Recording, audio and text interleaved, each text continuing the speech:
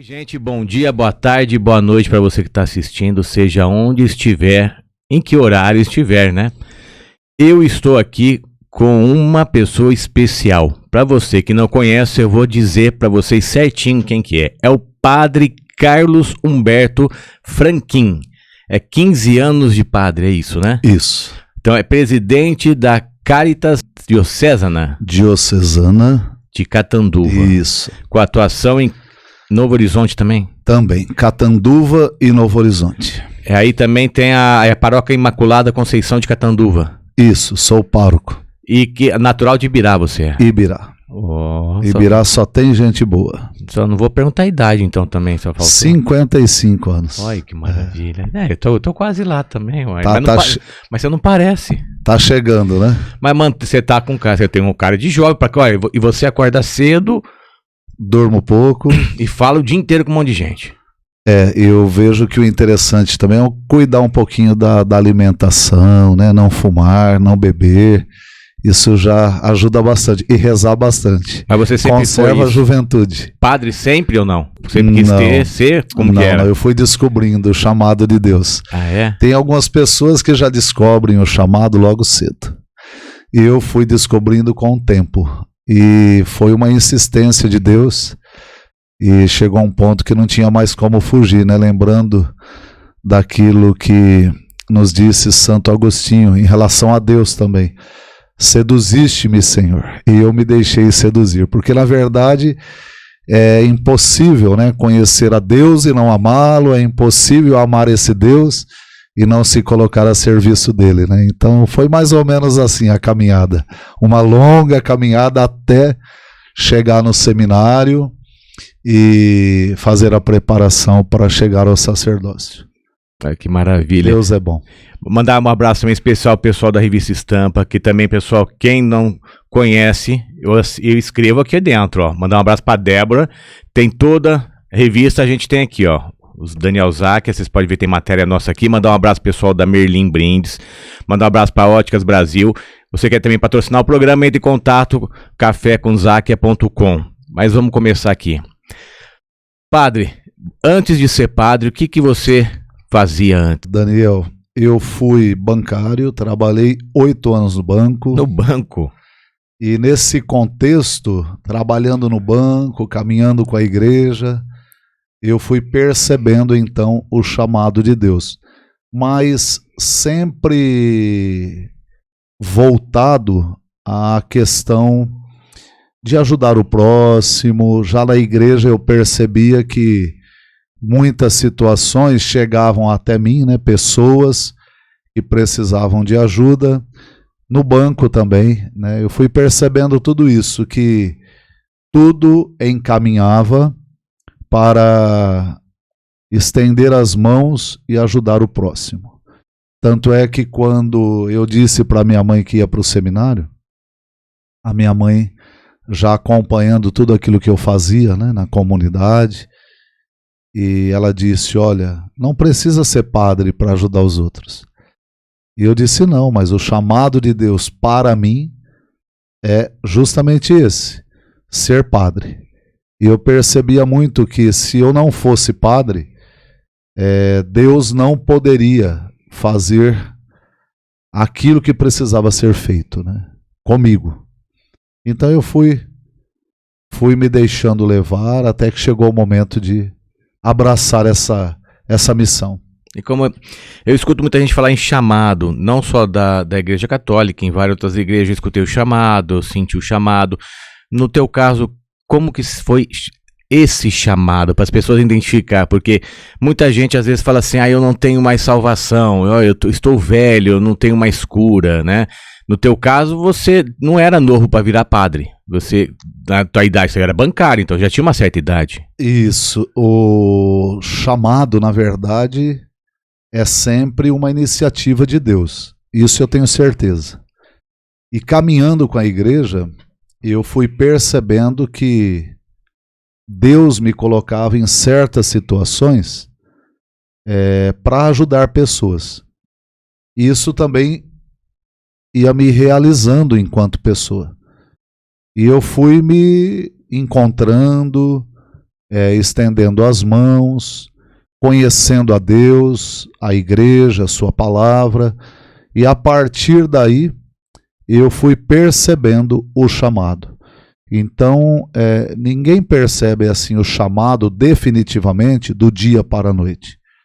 É claro que nós ouvimos um chamado e depois nós temos um tempo para discernir esse chamado. Por exemplo, comigo, eu já estava na igreja e um dia eu participei de um retiro num final de semana, num sábado e domingo, e do domingo para a segunda, voltando para casa, eu tive um sonho. Eu sonhei que um amigo estava numa praça, deitado num banco, alcoolizado e drogado. E eu olhei para ele e perguntei: o que fizeram com você? E senti muita compaixão. A partir daí eu peguei ele no colo e saí andando pela praça. Acordei, abri a Bíblia que estava do meu lado, porque eu percebi que tinha sido um sonho diferente, e disse para Deus, fala comigo, né? O que significa isso, esse sonho? E a partir daí, então, eu li o Evangelho de Lucas, capítulo 10, que diz que Jesus escolheu 72 discípulos e enviou esses discípulos a anunciar o reino de Deus e a dizer, né, para as pessoas sobre o amor de Deus, sobre a bondade de Deus. E no retorno, esses discípulos estavam muito alegres, porque tinham curado, abençoado. E Jesus disse para eles, não se alegrem simplesmente porque o mal, né, porque os demônios estão sujeitos a vocês em meu nome, mas alegrem-se porque os seus nomes estão escritos no céu. Então, a partir daí, eu me senti chamado a deixar tudo e a me dedicar unicamente ao reino de Deus. E tudo foi começando, fui rezando, fui observando, escutando a palavra. E depois de 9 anos, eu estava então dentro do seminário para me preparar para ser padre. Nossa, então não foi simples assim, na verdade tocou o coração. E esse sonho, na verdade, quando eu tive esse sonho, eu já tinha 23 anos. E depois, olhando para trás, eu fui percebendo, então, sinais de vocação. Olha que interessante. Eu só percebi, com 23 anos, o chamado de Deus. A partir daí, eu fui num tempo de oração, fui discernindo o chamado de Deus, mas fui também percebendo na história aquela presença de Deus lá naquele tempo de criança, depois na adolescência. Então tudo foi somando, né, e se concretizando. Isso aí, muito bem. Então quer dizer, o chamado com 23 anos, você foi para o seminário e daí em diante realmente você decidiu seguir uma vida cristã que fala, né, de Deus. É uma vida cristã consagrada, né, consagrada a Deus, com essa finalidade de servir a Deus. Com 23 anos, você já era uma pessoa de cabeça feita, né? Já tinha as suas qualidades e seus vícios, né?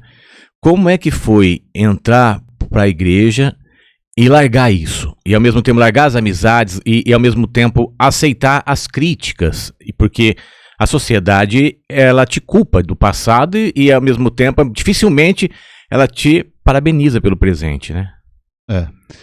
Na verdade, eu não tinha um vício, mas eu tinha, na verdade, uma prática esportiva. Eu era atleta, jogador de vôlei, inclusive na minha adolescência, o que eu desejava era justamente ser um jogador profissional de vôlei. Então eu me dedicava muito, né? E eu me dei muito bem nessa história. Olha. E depois, com o chamado de Deus, então eu tive que começar a fazer todo um desligamento, né, de um caminho que já não fazia mais parte daquilo que Deus estava me propondo. Você era um atleta. Atleta. E gostava muito, muito, muito, muito de ser atleta. Não podia continuar? Pois é. Num determinado momento, eu também já fui deixando de ser atleta, por quê? Porque eu precisava trabalhar, né? E eu me lembro ainda quando algumas pessoas aqui de Catanduva assistiram um jogo nosso e eles perguntaram para mim, o que é que você está fazendo por aqui? Por que você não vai embora para seguir aí o caminho, né, do vôlei?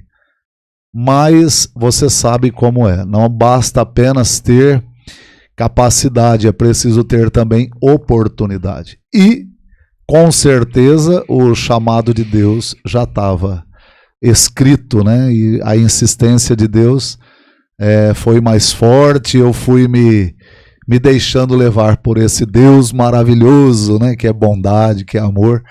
Mas foi mais ou menos, foi difícil, porque tinha dia que eu tinha que optar pela igreja ou pelo esporte, né? E eu fui me inclinando para o esporte. Não joga mais? Num determinado momento para o esporte. Depois eu já fui me inclinando para a igreja, já fui me realizando com as coisas da igreja e a partir daí o esporte ficou para trás. E não joga mais?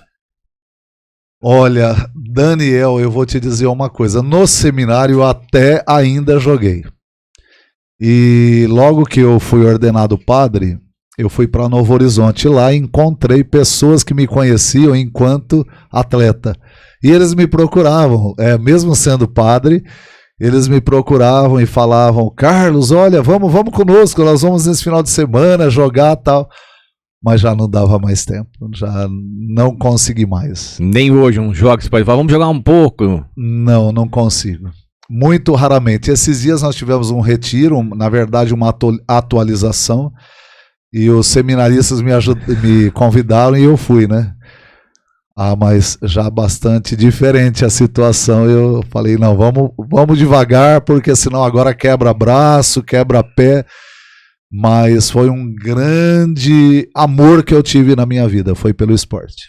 Então, aí depois que você foi pro seminário, qual que foi a época que você falou assim, pessoal, agora você virou padre, você começou, a primeira vez que você foi para uma missa mesmo, você lembra?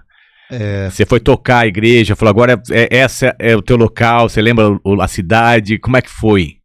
Tem um fato interessante aí, porque a formação para o ser padre passa por praticamente 8 anos, né? Então são 4 anos de filosofia, 4 de teologia, até que em 2008 eu fui ordenado padre.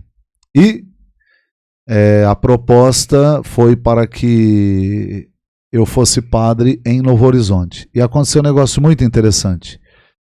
Quando eu estava saindo de Catanduva com o pessoal que estava me levando para a paróquia de São José, na verdade, porque ainda nós não tínhamos a paróquia em que eu trabalhei como paróquia, tinha apenas um conjunto de comunidades, que futuramente tornou-se então a paróquia de São Sebastião. Saindo de Catanduva, eu encontrei um irmão sentado na calçada, alcoolizado. E eu então pedi um prato de comida, né, na casa mais próxima para dar para ele. E já estava escurecendo.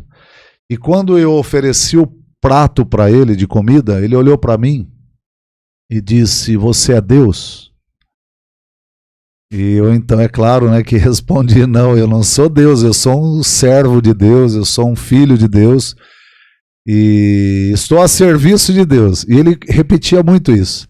Mas você não é Deus? Eu falei, não, eu não sou Deus, eu sou um servo de Deus, um filho de Deus, estou a serviço de Deus. Mas de tanto que ele repetia, aquilo ficou assim como que um recado de Deus para mim também. Eu vou percebendo muito Deus nos acontecimentos, nas situações. E eu percebi que o chamado de Deus, então, para a minha vida era ser padre para revelar o rosto de Deus para as pessoas. Que as pessoas pudessem me encontrar e, através de mim, encontrar Deus no seu amor, na sua bondade, na sua ternura. E comecei a perceber que seria justamente de maneira muito especial a essas pessoas, né, que eu tinha que estender as mãos. E não demorou muito, chegando em Novo Horizonte, o pessoal já me descobriu lá. Então, pessoas que estavam em situação de rua, alcoólatras, dependentes químicos, se encontravam comigo. E ao perceberem que eu estava na paróquia, então começavam a me procurar na paróquia. E a partir daí começou o nosso trabalho. Não que no seminário eu já não tenha feito isso. Na época de seminário eu também já ajudava os dependentes químicos, acolhia os mendigos no porão do seminário para dar comida. Então a coisa foi se engrenando dessa forma. Mas o chamado de Deus eu percebi muito nesse sentido. Ser padre para ajudar o outro a descobrir a alegria de viver, né? A alegria de viver na presença de Deus. E isso é muito bom. Então, esse processo foi se desenrolando, e é o que eu tenho feito até hoje, já há 15 anos. E como é que mantém o equilíbrio emocional? Porque uma das coisas que até a gente conversou rapidinho, é muito fácil o julgamento, né? Você acaba conversando, vamos por um pequeno exemplo, 100 pessoas passam na sua vida. Das 100 pessoas, às vezes, uma pode te tirar do sério. Ou uma maneira de conversar, você acaba falando de uma maneira mais forte com ela. E alguém escuta e fala, nossa, olha como o padre falou com aquela pessoa, né? E ali fala, nossa, o padre foi grosso com aquela pessoa. Como lidar com tudo isso? Porque as pessoas precisam entender que padre é humano, né? As pessoas precisam entender que o ser humano é humano. Como você passa isso? Como que você consegue administrar isso? Porque a gente percebe que existe padres que têm depressão. Tem muitos padres que ficaram com depressão, às vezes não conseguem conciliar isso. Isso é grave, né? A minha referência é sempre a pessoa de Jesus Cristo. Então é nele que eu espero, é para ele que eu olho todos os dias. E as atitudes de Cristo, elas são muito significativas, então eu não posso perder o foco. Cristo também passou por muitas dificuldades, até mesmo porque disse a verdade, e creio que aí está o grande problema, né? As pessoas, elas têm muita dificuldade. Nós, né, o ser humano no geral, tem muita dificuldade para acolher a verdade. E como padre, eu também tenho que dizer a verdade para as pessoas. E nem todas as pessoas estão abertas para escutar a verdade. Cristo foi praticamente morto, né, por dizer a verdade. A verdade às autoridades que não estavam sendo corretas, a verdade para aquelas pessoas que estavam explorando outras pessoas. Então, quando chega esse momento de dizer a verdade para alguém ou para corrigir alguém, isso é muito complicado. Porque nenhum ser humano, ao meu ver, gosta de ser corrigido. E a palavra de Deus, ela é tão maravilhosa, né? Ela diz que a correção, num primeiro momento, ela tem um gosto de fel. Mas depois, ela torna-se um mel. Então, feliz do ser humano, que acolhe a correção. Mas, infelizmente, por conta do orgulho, da vaidade, da soberba, as pessoas têm essa dificuldade de lidar com a verdade. E nós não podemos nos calar, né? A verdade precisa ser dita, mas nem todos estão preparados. Então, a partir daí vão acontecendo os conflitos também. E conflitos são muito bons. Eu gosto de conflitos porque nós crescemos nos conflitos. Quando eu estava no seminário, logo no início, eu tive um reitor chamado Padre Gonzaga, muito firme. E o pessoal tinha muito medo dele. Medo de que ele mandasse embora, né? Enfim. E um dia eu estava disposto a ir embora porque eu tinha entrado em conflito com um amigo do seminário. E eu procurei o Padre Gonzaga e disse para ele que eu ia embora. E ele olhou para mim e disse: não. Por que você vai embora? O que é que está acontecendo? Então eu disse: olha, eu estou com um conflito aí com um irmão aqui do seminário e vou embora. Ele disse: não, você vai ficar e eu vou pedir a Deus para que você tenha ainda muitos outros conflitos. Porque nós precisamos de conflitos para nos encontrar com Deus, para nos encontrar conosco mesmos. Então nós precisamos disso. O conflito, inicialmente, ele é doloroso, ele é bastante difícil, porém, quando nós buscamos o nosso refúgio em Deus, então nós encontramos o caminho e a sabedoria para lidarmos com esses conflitos da melhor maneira possível. Então nós não podemos esperar conviver numa sociedade sem conflitos, numa comunidade, numa família. Então o problema, eu sempre digo para o pessoal que nós acolhemos nas nossas comunidades terapêuticas, o problema não é o problema. O problema é o que vamos fazer com o problema para que não tenhamos mais problemas por conta daquele problema. Então isso é muito bom, né? É uma problemática. É uma problemática. Então o problema não é o problema. O problema é o que fazer com o problema. E quando nós pedimos a luz de Deus, quando nós nos refugiamos em Cristo, Ele nos mostra o caminho certo e como resolver tal problema. Bacana. Então a gente já podemos até entrar numa questão que eu acho que foi até o início de um grande problema, abre aspas para você. Você veio parar em Catanduva, você veio parar numa casa praticamente muito conhecida em Catanduva, que hoje o atual prefeito de Catanduva ficava, né? Então, quer dizer, ninguém realmente conhecia você aqui em Catanduva. Então, de repente, você apareceu no local que era... Bom, era o Padre Osvaldo. Praticamente tudo era visivelmente no local paróquia Padre Osvaldo. Vou lá no Padre Osvaldo. Chegou o padre com a filosofia dele, da maneira dele, pensamento dele. E é muito difícil a gente mudar os pensamentos das pessoas. Porque toda vez que muda, abre aspas, é uma gerência. É uma maneira de pensar. É uma equipe. É tudo novo. Como é entrar uma gerência nova, um pensamento novo e ao mesmo tempo levar Deus junto? Porque eu não vejo uma administração sem ser um pouco enérgico, né? A gente tem que ter uma sinergia, usar uma velocidade da informação e ao mesmo tempo não ser tão bonzinho, porque você está resolvendo problemas, você tem que pagar a conta, você tem que resolver as coisas e ao mesmo tempo você tem que atender uma população carente. E aí você chega num local onde estava todo mundo já acostumado de uma outra maneira. Me explica. Eu acho que eu consegui passar para você o que eu quero dizer. Eu cheguei em Catanduva a pedido da igreja, né?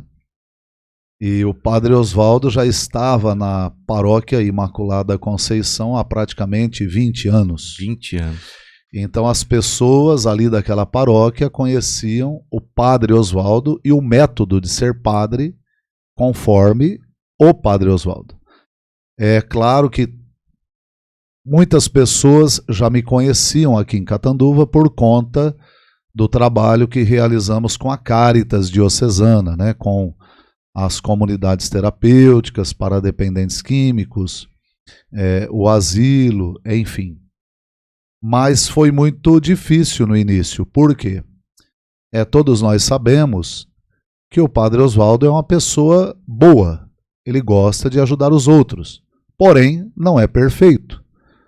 Como também qualquer outra pessoa, né? Só Deus é perfeito.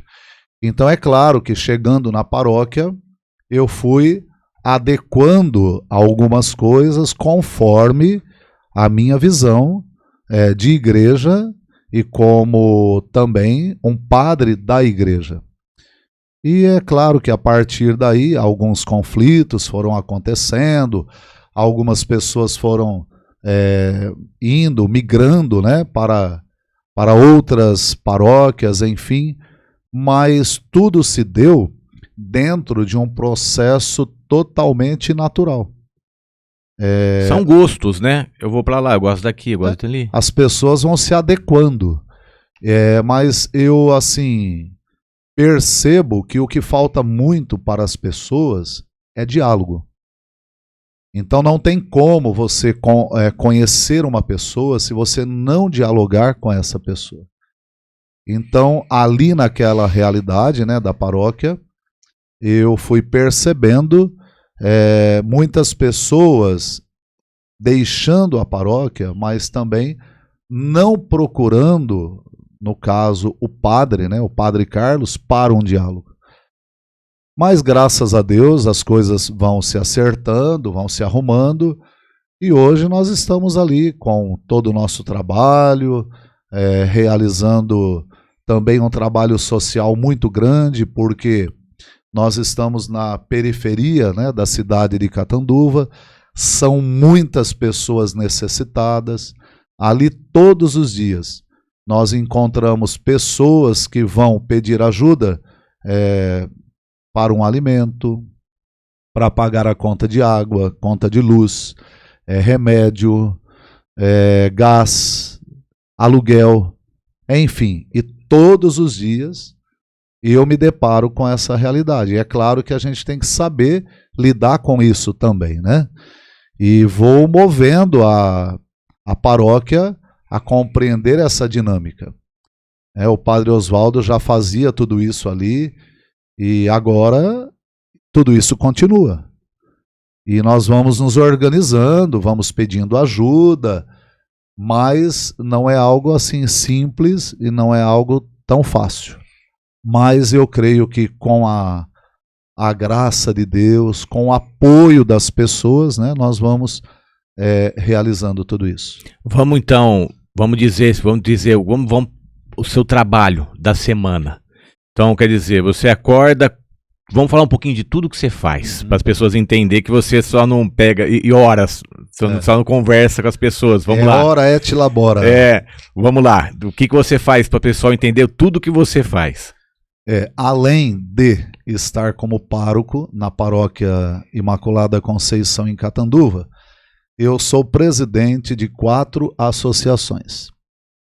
Eu sou presidente da Caritas Diocesana de Catanduva, hoje com 3 serviços e mais o apoio, né, administrativo ao Asilo São Vicente de Paulo. Sou presidente da Associação São Vicente de Paulo, sou presidente da Associação Techuvá, que fica em Novo Horizonte, onde lá nós também temos 5 serviços, e sou presidente do Asilo de Novo Horizonte. E além disso, eu sou também o vigário forâneo da forania aqui de Catanduva. Além disso, eu também dou aula no seminário para o primeiro ano, para os seminaristas do primeiro ano do seminário. Além disso, eu também sou assessor do ECC terceira etapa e também assessor do Terço dos Homens. Também faço parte do Conselho Diocesano de Presbíteros. Também faço parte da equipe de formação aqui da Diocese. E mais ou menos isso, deve ter mais alguma coisinha que eu estou esquecendo ainda. Maravilha. Agora, colocando tudo isso numa receita de bolo, o que realmente hoje a maior necessidade de todo esse teu trabalho, que você precisa, que a população escute mais e ajude mais nesse trabalho todo que você faz? Nesse contexto, nós temos hoje, praticamente com todo o serviço social que realizamos, nós temos 150 funcionários registrados, temos 9 serviços, né, de prestação de ajuda social. Temos 2 comunidades terapêuticas, uma em Catanduva, outra em Novo Horizonte para homens. Temos uma casa de acolhimento de pessoas que estão em situação de rua. Temos uma casa-lar, que é mais ou menos um orfanato, né, para crianças e adolescentes. Temos 2 asilos com 150 idosos acolhidos. Temos 2 repúblicas que visa a reintegração social daqueles que passaram pelo tratamento do alcoolismo, da dependência química e que agora precisam ser inseridos, né, na sociedade.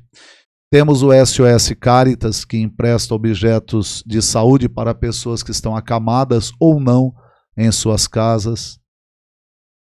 Enfim, tudo isso demanda muito custo. E nós precisamos, né, de parceiros para nos ajudar. É claro que nós temos parceria com o governo federal, estadual, municipal, né, de Novo Horizonte e de Catanduva, para a realização, para o desenvolvimento desses serviços, mas não é o suficiente. Então, a todo momento, nós estamos aí correndo atrás de recursos financeiros para a gente dar conta, né, das despesas. E, além disso tudo, nós temos uma paróquia que também tem as suas despesas e tem todo um trabalho social também que é realizado. Então, o Padre Carlos hoje, ele não trabalha só dentro da igreja, atendendo pessoas. O Padre Carlos, ele está a todo momento acolhendo pessoas que muitas vezes estão em situação de rua, em situação de risco social, e para tudo isso existe uma necessidade de recursos financeiros. E como que as pessoas podem ajudar? Que maneira? Existe site, telefone, a gente pode deixar embaixo aqui o pessoal entrar em contato? Isso, nós temos na paróquia o nosso site, e ali também nós temos o caminho, né, para ajudar. Nós temos também o site da Caritas Diocesana, da Associação Techuvá, e nesses meios de comunicação nós vamos encontrando a maneira como ajudar. Nós temos realizado também muitos eventos, ora um almoço, ora um jantar, ora um sorteio de um bem, né, para que a gente consiga esses recursos. Então, nos ajudando também, participando dessas atividades, seria muito, muito bom. Vocês muito aceitam importante. também roupas, alimentações ou não? Nós Remédios, não? Os remédios, não. Não. Porque nós não temos a autorização para o recebimento, correto, né, de remédios. Isso deve ser encaminhado sempre para os postos de saúde. Certo. Agora, roupas, isso é importante.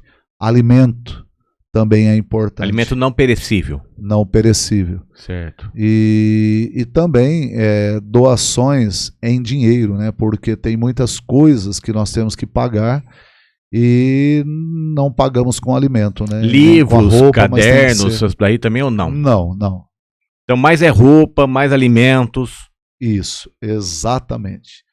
Pessoal, que eu vejo muita gente às vezes quer fazer campanha de alimento, campanha de casaco, campanha, não sabe para onde doar, então sempre estão precisando. Olha, para nós seria de muita valia o alimento, né? Tanto na paróquia como na Caritas Diocesana ou em Novo Horizonte, nos projetos que temos lá. Porque, na verdade, aquilo que nós ganhamos enquanto alimento, nós também aproveitamos daquele dinheiro que é recurso próprio que usaríamos para comprar o alimento para outras despesas. Então, a doação de alimentos, ela é Porque economiza, para nós né? importantíssima. Porque quanto mais alimento eles doarem, mais se economiza, que você dá para investir em outro local. Isso, exatamente. Isso é bom então, gente. Então vocês estão escutando a gente, tanto alimento como roupas. Eu não sei para quem ajudar ou doar, vocês que fazem campanhas. Vocês que fazem campanhas, entregam ou entre em contato. Vamos deixar embaixo aqui para vocês, tá? O telefone, o site. Entra em contato, tá, com eles. Eles vão te mostrar o caminho para vocês deixarem lá. Campanha é legal, alimenta a alma, tá? Além de ajudar, vocês vão alimentar a alma de vocês. Então vale a pena. Conversa com o padre, né? Você vai explicar certinho os caminhos, como fazer. Eu acho que vale a pena, né? No caso, para a Caritas Diocesana, nós temos o telefone 3521-1611, né? E depois, na paróquia, nós temos o telefone 523-6244. No caso de Novo Horizonte, da Associação Techuvá, 3542-1530. Então, por esses telefones, se tem as informações, as orientações de como ajudar melhor. Agora, eu gostaria de deixar bem claro que todo o trabalho que realizamos é gratuito. Sim. Né? Então, nós acolhemos hoje nós temos um total de 250 pessoas acolhidas diariamente. Diariamente. Seja nos asilos, nas comunidades terapêuticas, nas repúblicas, no orfanato, né, na casa-lar. E são 150 funcionários. Hoje, na nossa região, aonde nós encontramos uma empresa com 150 funcionários. É muita gente. E uma empresa, ela visa lucros.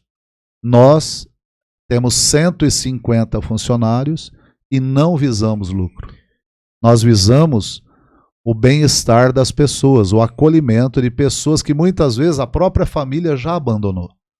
Né? Porque a questão do idoso, a questão da dependência química, do alcoolismo, chega um ponto Sim. em que a família fica de mãos atadas e não consegue estar resolvendo esse problema. Quantas e quantas pessoas não ligam todos os dias pedindo ajuda, seja para o acolhimento de idosos, seja para o acolhimento de pessoas que estão em situação de rua. Mesmo na paróquia onde eu estou, né, na Imaculada Conceição, ali praticamente todos os dias pessoas que estão em situação de rua me procuram. E nós procuramos então encaminhar essas pessoas. E com isso nós vamos levando a esperança para o mundo. Né? A prática do bem, ela proporciona a esperança. E é isso que o nosso mundo está precisando. Você liga uma televisão, o que é que se fala? Somente de violência, Sim. de conflitos, de guerras, de assaltos. E nós, fazendo um trabalho de caridade, de compaixão, de misericórdia, nós vamos também levando para a sociedade essa esperança e essa presença de Deus. Porque, na verdade, quem é que move alguém a fazer o mal? É o próprio mal. Quem é que move alguém para fazer o bem? É o próprio Deus. Então, Deus é aquele que tudo criou e que não abandonou a sua criação. E ele vai aí, de maneira muito fecunda, chamando, né, de maneira muito especial, homens e mulheres para realizarem missões de salvação de vidas. Né? A vida é o grande dom de Deus. O nosso Deus, ele é o Deus da vida. Então não tem sentido uma pessoa dizer que é religiosa, que participa da igreja, se ela não está promovendo a vida, defendendo a vida, valorizando a vida. E não só vida de pessoas, mas também vida dos animais, que muitas vezes são maltratados, né, são abandonados. Daniel, tem muitas pessoas que me procuram também. Padre, o senhor pode nos ajudar na doação desse animal? Padre, olha, eu não tenho ração para tratar desses animais. Padre, olha, eu não tenho condição de levar o meu animal que está doente para o veterinário. E tudo isso vai entrando no pacote, né? E o pessoal vai nos procurando e nós vamos também ajudando. Mas é uma luta muito grande, porque no mundo também existe o mal. E o mal, ele quer cansar as pessoas que fazem o bem. Correto. Ele quer cansar as pessoas para que essas pessoas não continuem fazendo o bem. Então isso eu tenho percebido muito. Muitas vezes nós temos que resolver problemas, situações geradas por pessoas maldosas que vão tomando um certo tempo da nossa vida e que vai nesse sentido, na tentativa de nos impedir de fazer o bem. Mas Deus é maior. Você percebe assim, né? Que nem um exemplo, já tocando num animal. Isso é bem claro, gente. Vamos deixar um alerta muito claro. Então nós estamos numa época que a gente vê que a natureza pede socorro. A gente vê que a sociedade está percebendo já o calor que nós estamos vivendo, né? E a gente até brincou aqui que as pessoas lembram da árvore quando precisa de uma sombra. E aí a gente percebe assim, hoje o padre aqui me salvou porque deu um curto no local. Aí nós percebemos que é por causa de 2 maritacas, que comeu o fiozinho. Aí uma pessoa conhecida já falou assim, elas servem para isso, elas comem o fio, né? Isso a maioria pensa realmente, que maritaca, elas comem os fios da casa. Agora você que está escutando isso, realmente pensa nisso. Elas comem o fio da tua casa? Já comeu. Com certeza, de 10, ela já entrou na casa de vocês e já comeram o fio.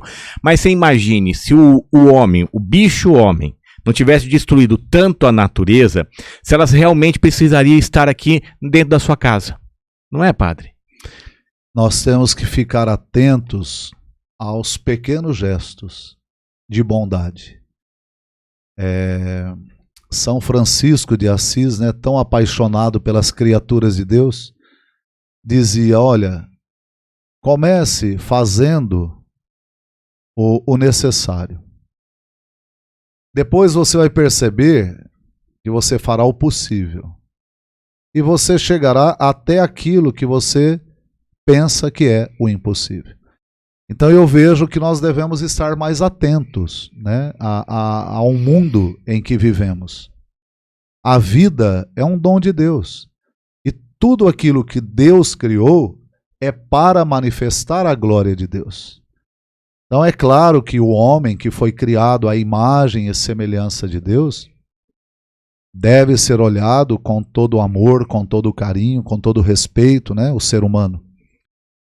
Porém, isso não nos isenta de olhar para os demais seres da criação, que também devem ser olhados com amor, com carinho, com respeito. Como eu te disse ontem, caminhando, né, viajando, na estrada, encontramos um coati morto no meio das 2 vias da rodovia. Paramos o carro, desci. Não gosto de ver carros passando em cima, né, de animais que tenham sido acidentados. Tirei aquele coati, levei do lado, coloquei no acostamento. E o que eu percebi? Que era, na verdade, não um coati, mas uma coati, né? E ela estava com um filhotinho dentro do seu ventre. Já morta, o filhotinho também morto, e ali deixei ao lado, né? Já estava morto, mas o respeito, né? O respeito pelas criaturas. Em tudo nós podemos perceber a presença de Deus. O mundo, a criação, as criaturas nos falam de Deus, de um Deus que é bom, de um Deus que é terno, carinhoso e para com todos. Então nós temos que preservar a vida. E lembrando, né, de toda essa situação que estamos vivendo agora, onde algumas pessoas pensam que é positivo aprovar o aborto, né? Isso é uma loucura, né? Nós não podemos admitir que alguém tenha o direito, né, de matar alguém sem defesa alguma. Então nós temos que ter essa sensibilidade. Temos que perceber muito bem isso. O nosso Deus é o Deus da vida. E como o Santo Irineu dizia lá no início do cristianismo, a vida do homem é a glória de Deus. Então nós precisamos ficar mais atentos a tudo isso, a promover a vida, a defender a vida, a valorizar a vida. Eu sempre bato na tecla, eu falo até para a maioria, praticamente todas as entrevistas aqui, eu não tenho uma religião. Minha religião é todas as portas que tem Deus. Você vai acabar me vendo na tua igreja, eu vou em todas as igrejas onde pregam Deus, onde conversam com Deus, onde tem um local que falam coisas boas. Isso me choca muito, que quando falam que o homem é a semelhança de Deus. Isso me choca. Porque como que a gente pode ser a semelhança de Deus se a gente está matando tanto bicho, a gente está destruindo tanta árvore, se a gente é a favor do aborto? Será que realmente a gente é semelhança de Deus?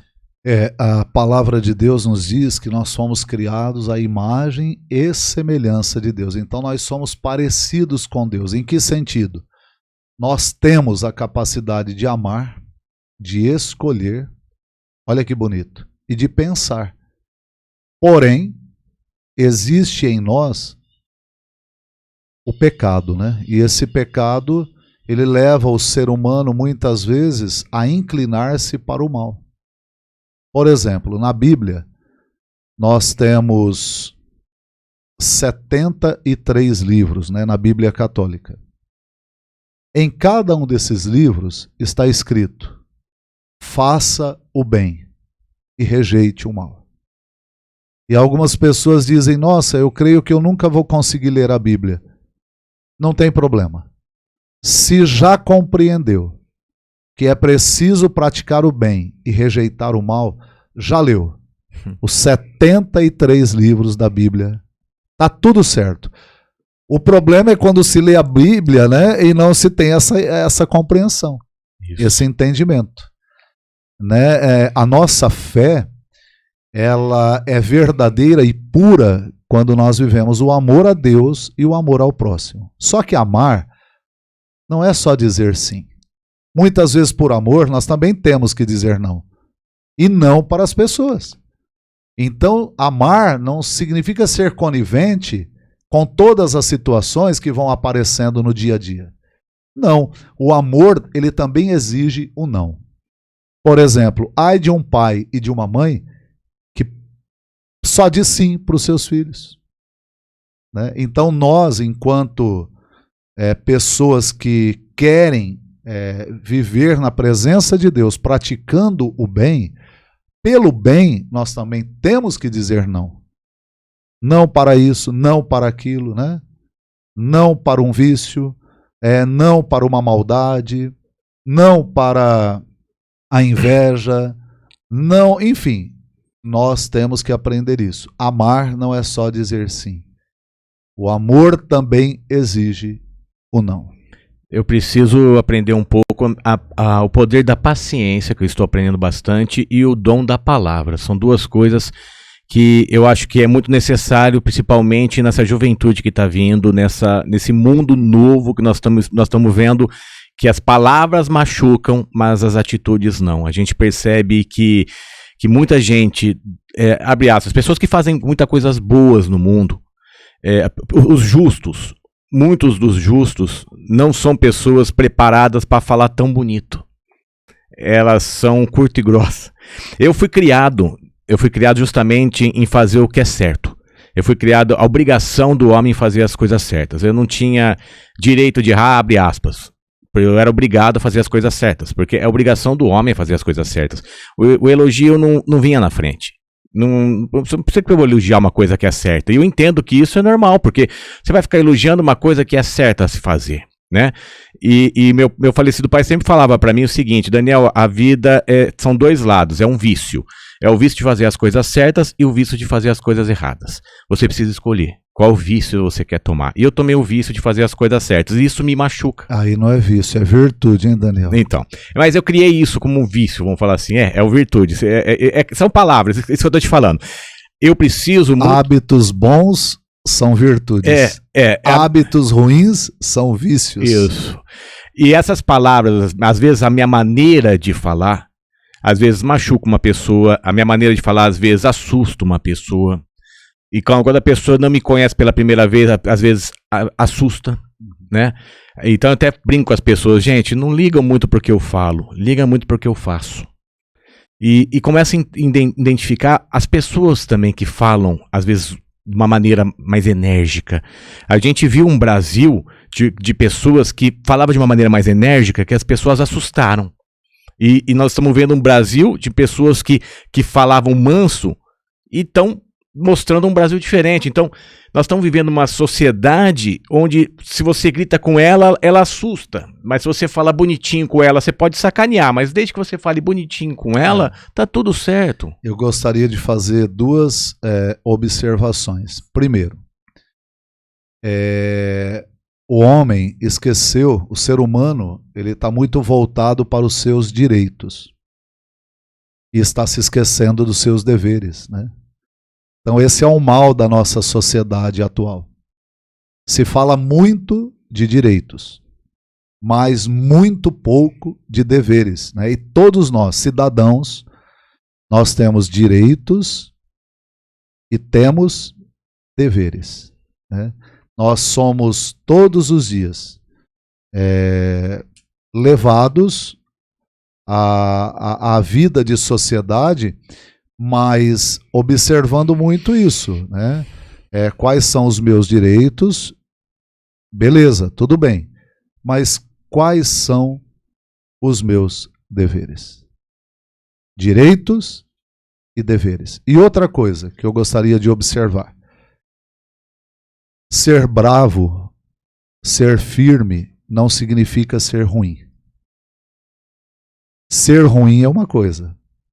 Ser bravo, exigente, firme é outra coisa, né? Então nós temos que ajudar as pessoas a compreenderem tudo isso. E se a gente for olhar para o amor de Deus ele é um amor exigente, não é? Ele não é um amor passivo, ele é um amor ativo. Ele exige, Deus exige de nós, exige uma postura, exige de nós uma conduta, e aí nós temos os mandamentos de Deus, não é? A amar a Deus sobre todas as coisas, e depois amar o próximo, mas esse amar o próximo consiste no quê? Olha só, não matar, não roubar, não cometer o adultério. Olha quantos nãos. E um grande problema que o ser humano tem é justamente esse, é de ouvir o não. Mas benditos são aqueles e aquelas que sabem dizer não. Porque o não é necessário para a formação de um ser humano. Então hoje nós estamos vivendo numa sociedade onde parece que tudo pode. Não, não pode. E as pessoas estão aderindo a certas práticas na sociedade e elas não estão questionando, isso é bom para a minha vida? O que será isso para mim, né, daqui a um tempo, daqui a anos? Então existe um grande problema onde as pessoas não estão pensando, refletindo sobre certas práticas que nós estamos vivenciando aí na sociedade. Como que você vê o seguinte, nós estamos pedindo sempre por melhorias e mudanças, né? E entrando num foco um pouco do lado político, sem tentar interferir qualquer lado que seja, mas interferindo do lado bom. Como a gente consegue colocar pessoas boas no meio da política, sendo que toda vez que falam que pessoas boas vão entrar na política, já entra com esse lado, ele não presta. Você com uma visão religiosa, Como a gente consegue colocar pessoas boas nessa visão? Fala, gente, nós precisamos de pessoas boas, porque a política boa consegue ajudar um Brasil melhor. Colocar pessoas boas, porque são elas que fazem as leis. Mas como fazer com que essas pessoas boas consigam enxergar isso e elas enfrentem o mal? Porque o mal é muito maior, por menor que seja, sabe? Porque se você coloca dois mal, ele faz muito mais barulho do que 100 bons. É impressionante. Então como a gente consegue fazer com que o lado bom tenha força o suficiente para enfrentar tanto o lado ruim do lado político, como uma sociedade que nos julgam por tudo. Nos julgam se o padre está orando melhor ou não, se o padre acordou e não sorriu, se o Daniel levantou e não falou bom dia. Como é nessa visão religiosa, como a gente pode passar para essa pessoa que está escutando a gente agora, falando, não, eu vou enfrentar, eu vou ajudar a sociedade, eu vou enfrentar isso aí, que eu acho que eu quero ajudar o Brasil, eu quero ajudar minha cidade. A referência é sempre a pessoa de Jesus Cristo, né? Jesus, ele viveu e nos ensinou a viver valorizando o ser e não o ter. O mais importante é o ser.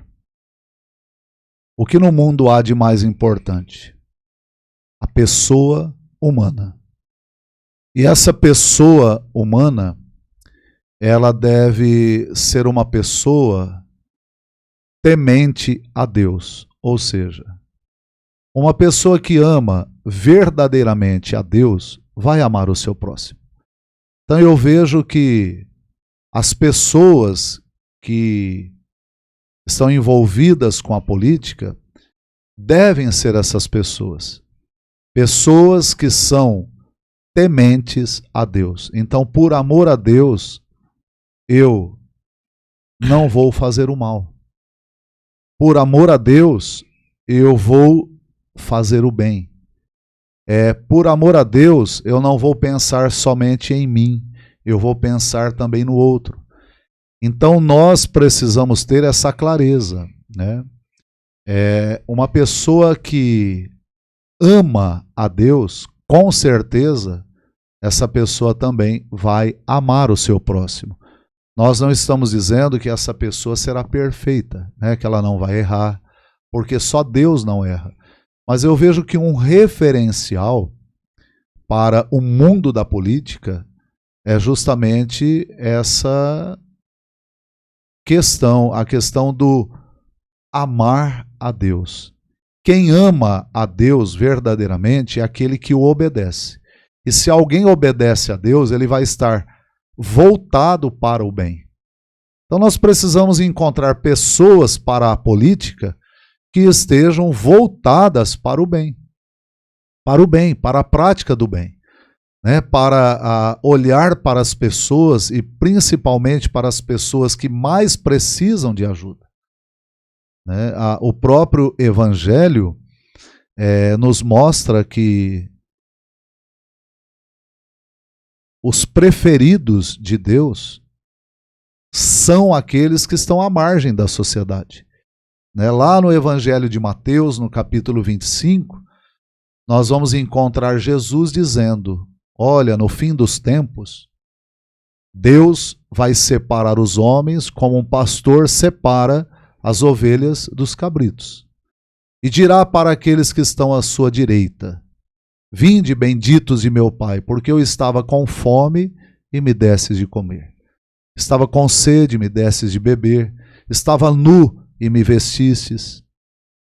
Estava enfermo e fostes me visitar. Estava preso e fostes a mim. Olha que interessante. E no final Jesus diz para esses, né, vinde, benditos de meu Pai, porque o reino dos céus está preparado para vocês. Então, nós temos que abrir o nosso coração e a nossa mente para a prática do bem. O bem faz bem. Alguém quer se realizar enquanto pessoa, tem que fazer o bem. Está triste? Faça o bem. Sim. Está angustiado? Faça o bem. E a alegria do bem, ela é contagiante, né? Ela alcança vai alcançando também outras pessoas. Então nós temos que sempre nos decidir pelo bem. Então quem são as pessoas aí que vão transformar a sociedade? Aqueles que procuram fazer o bem, enfrentando as dificuldades, porque não é fácil. O caminho do bem não é o caminho mais fácil, é o caminho mais difícil, mas é o caminho mais prazeroso, é o caminho de paz, é o caminho de uma verdadeira alegria. Então nós temos que insistir nisso. Precisamos fazer o bem. Sempre. E a partir dos pequenos gestos. Parece uma pergunta que vai perguntar isso para um padre, mas gente, se a gente para pensar, a política ela tem muito da religião. Porque você tem que ajudar uma população, você tem que ajudar uma instituição, você tem que ajudar literalmente.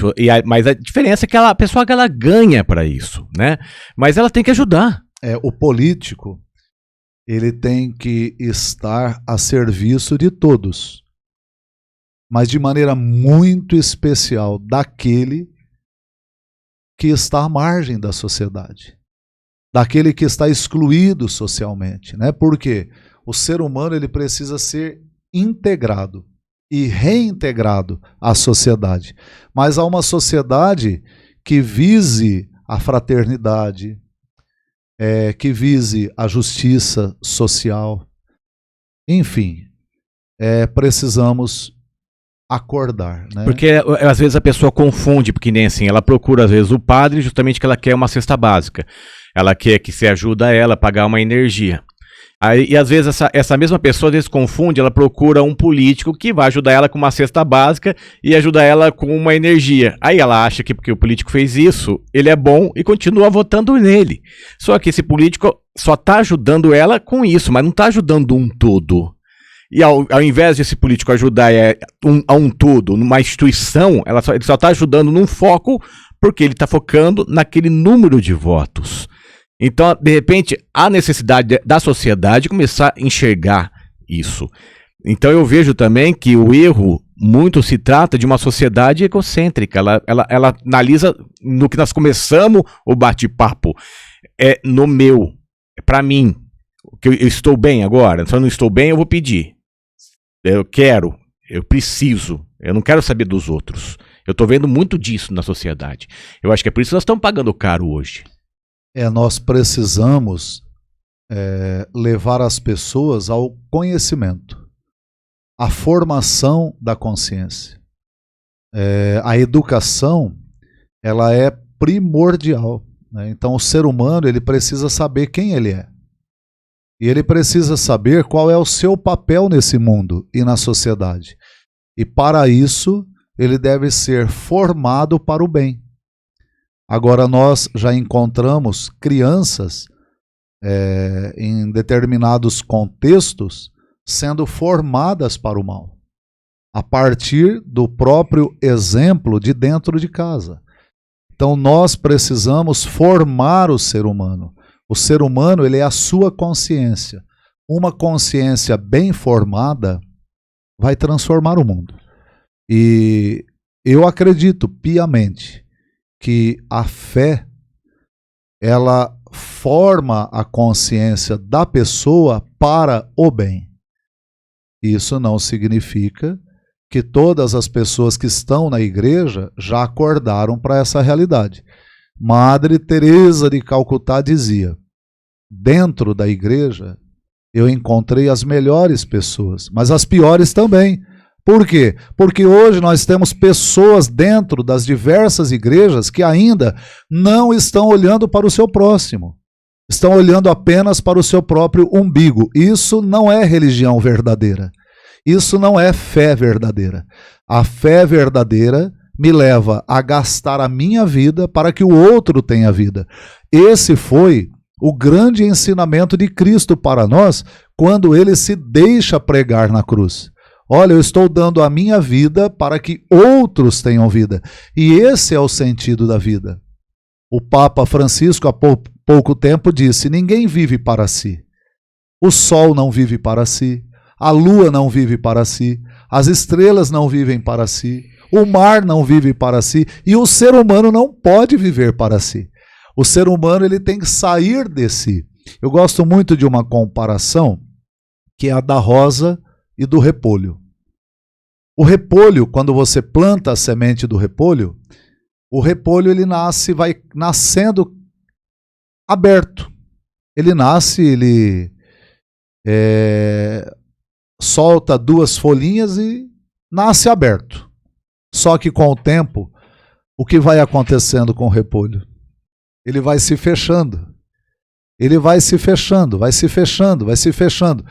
E depois, no final das contas, nós temos um repolho totalmente fechado e, às vezes, até com um cheirinho já, né, desagradável.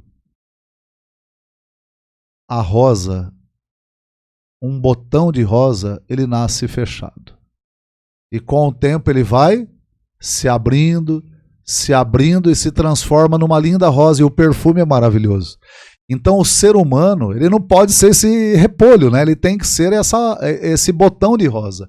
Nós, por conta da nossa natureza, nós nascemos assim, muito voltados, até mesmo para a nossa sobrevivência, né? Nós nascemos muito voltados para nós mesmos. Porém, qual é o processo da vida? Se abrir.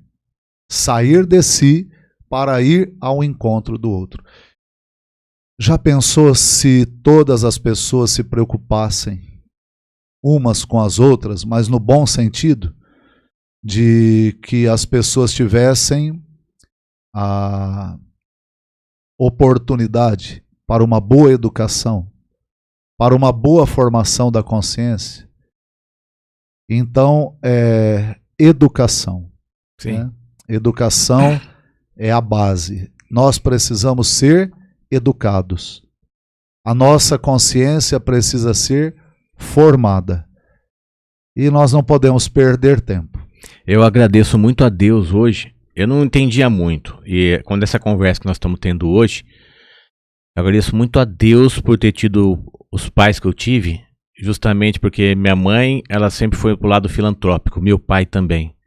E eu passei muitos anos vendo eles ajudando muita gente. Meu pai, ele acabou dando nome e sobrenome para muitos mentais e cuidou de muitos. E eu passei anos e anos do lado deles. Eu ajudei eles.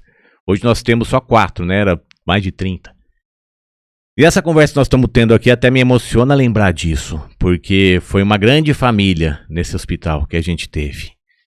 E é justamente isso que falta em muita gente. É essa compaixão, é esse amor, é viver as dores dos outros, é sentir as dores dos outros, é tentar ajudar realmente, olhar para aquela pessoa e a pessoa olhar para você e falar: muito obrigado, padre. Muito obrigado por você ter me ajudado, mas de verdade mesmo, e você saber que você ajudou ela, e não foi por dinheiro, você ajudou ela porque ela comeu aquele dia, você ajudou ela porque ela acendeu a luz, ela ligou a geladeira de novo. Coisas pequenas, para muita gente que tem 50 geladeiras na casa, e aí você fala: mas só ligou a geladeira. Meu, o complicado é achar o simples, né, padre? E as pessoas têm tanto para descomplicar, e a gente complica tanto. Eu, com a graça de Deus, pensei em formar um grupo que se chama Amor em Ação. E coloquei alguns amigos nesse grupo do WhatsApp. E de vez em quando eu preciso ajudar alguém, mas estou sem recursos financeiros, eu coloco nesse grupo e peço ajuda. Digo: gente, por favor, aqueles que puderem ajudar, ajude com quanto podem. E aí vai aparecendo, né, um pouquinho aqui, um pouquinho ali, um pouquinho lá, e nós vamos ajudando muitas pessoas dessa forma. Esse é o segredo, né? Nós estamos nesse mundo para aprender a fazer o bem. Para mim, o sentido da vida consiste no seguinte: estamos aqui para quê? Para conhecer a Deus, amar a Deus e nos colocar a serviço dele. Por quê? Porque é impossível você conhecer a Deus e não amá-lo. E é impossível você amar a Deus e não se colocar a serviço desse Deus, fazendo o bem. Então, o verdadeiro amor a Deus nos leva à prática do bem. E a prática do bem ela cura, ela liberta, ela salva. E nós temos que sair desse contexto de violência, de maldade e partir para essa prática do bem. Não tem sentido ser uma pessoa religiosa se essa pessoa religiosa não estiver fazendo o bem. Né? Olha o maior ensinamento de Jesus. Se deixou pregar na cruz. O que é que ele disse? Quer me seguir? Renuncia a si mesmo, toma a tua cruz e siga-me. Então esse é o segredo da felicidade. É fazer o bem. É claro que nós nem sempre conseguimos fazer o bem, porque somos pecadores, né? Nós temos uma natureza inclinada para o pecado, que a gente chama de concupiscência. E nós temos que lutar contra esta natureza a partir da graça de Deus. E a partir daí, a necessidade de uma vida de oração. O que é oração? Oração é encontro com Deus. Quando eu me encontro com Deus, eu me encho de Deus. Eu me encho de amor, eu me encho de paz, de força, de condições para fazer o bem. Santa Teresinha morreu muito jovem, né? Se não me falha a memória, com 23 anos. E olha o que ela disse: eu quero passar o meu céu fazendo o bem aqui na terra. Então, quem descobre a alegria de fazer o bem, nunca mais vai deixar de fazer o bem. Tem muita gente fazendo o mal, por quê? Porque ainda não descobriu a alegria de fazer o bem. Então, nós temos que ajudar, pelo menos aqueles que convivem conosco, a experimentar essa alegria de fazer o bem. Quando eu ainda estava como seminarista, eu pude ajudar um irmão dependente químico e eu percebi que eu tinha que ajudá-lo a descobrir a alegria de fazer o bem. Porque o dependente químico, o alcoólatra, né, está muito voltado para si mesmo. Então ele quer ter o prazer da droga, ele quer ter o prazer do álcool, ele está pensando só nele. Então ele não pensa na sua mãe, no seu pai, no seu filho, na sua esposa, nos seus irmãos. O vício das drogas leva muito a pessoa a pensar só nela. E isso é o verdadeiro inferno, né? O inferno é isso. É a pessoa viver somente para ela. Então tem muita gente já vivendo o inferno aqui nesse mundo. Por quê? Porque está vivendo muito voltado para si mesmo. Então eu percebi, enquanto seminarista isso aí, que eu precisava ajudar aquele dependente químico a fazer a experiência da alegria do bem. E eu fiquei sabendo de uma família que era formada por 4 irmãos, 2 homens e 2 mulheres, os 4 cegos. Eu levei ele na casa dessas pessoas várias vezes. E ali ele foi descobrindo. E eram pessoas felizes, alegres, voltadas para o bem. E um ajudava o outro ali, um ia receber alguém no portão, o outro se preocupava em servir alguma coisa, porque era sempre a mesma coisa que eles faziam, né? Então eles tinham essa habilidade. E ali esse dependente químico pôde fazer a experiência da alegria de fazer o bem, de visitar uma pessoa ali naquela condição, né, de deficiente visual. E tudo foi começando, e hoje essa pessoa é uma pessoa que já venceu a dependência química e está fazendo bem aí pelo mundo afora. Então, esse é o processo. Perfeito. Temos que ajudar as pessoas a descobrir que é preciso fazer o bem. Não é fácil. Tem muitas pessoas que desistem de fazer o bem porque param diante das dificuldades, diante dos conflitos. Mas nós não podemos parar, né? Nós não podemos deixar que os conflitos, as dificuldades, os obstáculos nos impeçam de fazer o bem. Se eu tivesse parado já diante da primeira dificuldade, obstáculo, sim, nada disso que estamos fazendo hoje estaria acontecendo. Não podemos parar diante dos obstáculos. É muito bom te escutar isso. Eu agradeço muito a tua presença aqui. Eu acho que a gente pode ficar horas e horas falando aqui. É muito gostoso. E as pessoas precisam entender justamente isso, fazer o bem sem se importar a quem. sem sair da zona de conforto, né? É muito fácil se eu tenho muito e dar um pouquinho. É muito difícil você ter pouco e ajudar. E Daniel, você falou uma coisa tão interessante. Jesus é a nossa referência, né? E ele disse que a tua mão esquerda não saiba o que fez a tua mão direita. E faça o bem sem esperar nada em troca. Faça o bem pela alegria de fazer o bem. Sim. Ah, mas eu fiz o bem, olha como que aquela pessoa me tratou depois, olha o que ela fez para mim, não tem problema nenhum. Nós temos que fazer o bem para que o mundo seja transformado. Fazer o bem pela alegria de fazer o bem. Fazer o bem para glorificar o nome de Deus. Deus não deu a vida para um ser humano fazer o mal. Isso não faz parte do pensamento de Deus. Deus não criou nenhum ser humano para que esse ser humano fizesse o mal. São Paulo, ele deixou algo bem claro. Ele disse, tudo podemos, mas nem tudo convém. Nós temos liberdade para tudo, mas a liberdade que Deus nos deu não foi para o mal. Nós temos que aprender, é preciso fazer o bem. E a recompensa virá de quem? De Deus. Muito bem. De Deus. Nunca façamos o bem para receber de alguém uma recompensa. Não. Jesus, ele deixou isso bem claro. Aquele que faz o bem será recompensado por Deus. Então é de Deus que virá a nossa recompensa, né? E que seja feito o bem para a glória de Deus, né? O homem foi criado para a glória de Deus. E é fazendo o bem que nós glorificamos o nome de Deus. É para isso que o ser humano foi criado. Nenhum ser humano foi criado para fazer o mal. Sabe por quê? Porque não é fazendo o mal que ele será feliz. Pelo contrário, ele vai ser triste, né? O mal não traz a prática do mal, a vingança, o ódio. Isso não traz felicidade para ninguém. Somente a prática do bem é que pode nos trazer a felicidade. Muito bem.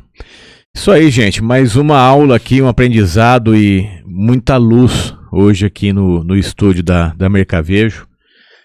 Você quer patrocinar o programa aqui, ó, caféconzaquia.com. Quer conhecer o estúdio, mercavejo.com.br. Quer aqui alugar, fale com a gente, pessoal aqui do estúdio. Quero agradecer de novo a tua presença aqui. Você vai ganhar uma plaquinha nossa aqui, deixa eu ver essa aqui, ó. Essa é a tua plaquinha, Café com Záquia. Olha, isso aí pra guardar. Que honra, hein? É, pra guardar isso daí pra lembrança, uma lembrancinha de coração. É aquela simples, mas de coração. Eu quero agradecer muito a tua presença aqui. Eu acho que Catanduva só tem que agradecer por ter você aqui nessa cidade, por estar ajudando muita gente aqui. Não te conhecia, acho que por Deus acabei realmente se encontrando, né? A gente se encontrou.